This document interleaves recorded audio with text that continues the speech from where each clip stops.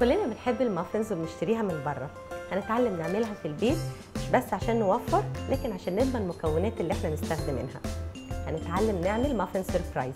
نشوف المكونات: كوبايتين الا ربع دقيق، نص كوبايه سكر، 3/4 كوبايه لبن، تلت كوبايه زبده، بيضه، 2 معلقه بيكنج باودر، ربع معلقه صغيره ملح، ربع معلقه صغيره فانيلا، 8 معلقه صغيره جوز الطيب، 12 معلقه صغيره مربى، ونسل كارنفاليتا فانيلا شوكليت ايس كريم.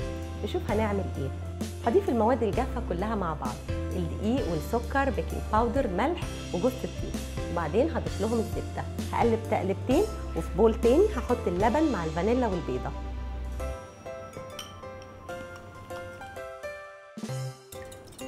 ببتدي اضيف المواد السائله على المواد الجافه شويه بشويه مع التقليب.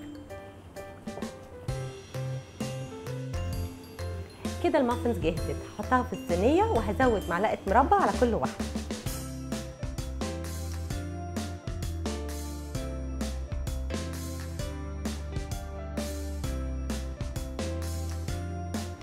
سخن الفرن على درجه حراره متوسطه. هسيب المافنز لمده نص ساعه، نستنى لحد ما تبرد ونقدمها.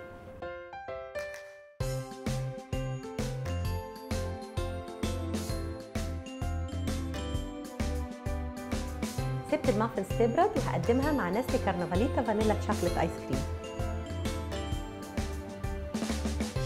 مافن سربرايز مع نسل كارنفاليتا فانيلا شوكليت ايس كريم.